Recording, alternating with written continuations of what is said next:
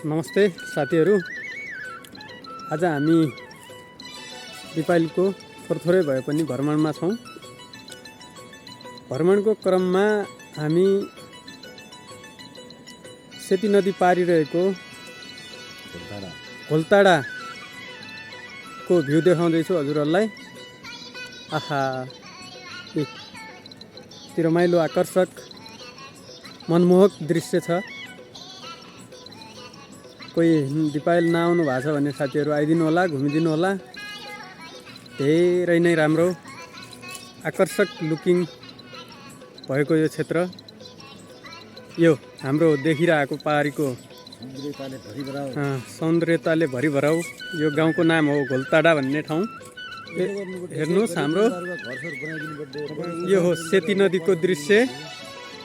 अनि हाम्रो पिपल्ला गाउँ, पिपल्लाको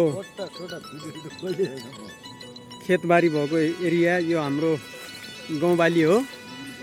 अब लगभग गाउँबालीको पाक्ने समय अर्थात् पूर्ण हुने समय भइसकेको छ, लगत्तै काटिन्छ होला।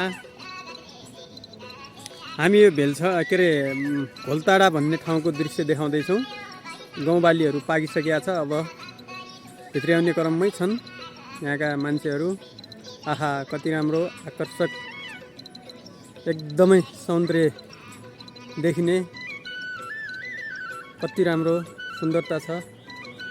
तपाईहरूले भेट्नु भएको छैन, आउनु भएको छैन, घुम्नु भएको छैन भने यसो आइदिनु होला। हामी अहिले लगभग 5:30 बजेतिर छौँ। सन्ध्याकालीन समय छ, सूर्यजी अस्ताउँदै हुनुहुन्छ।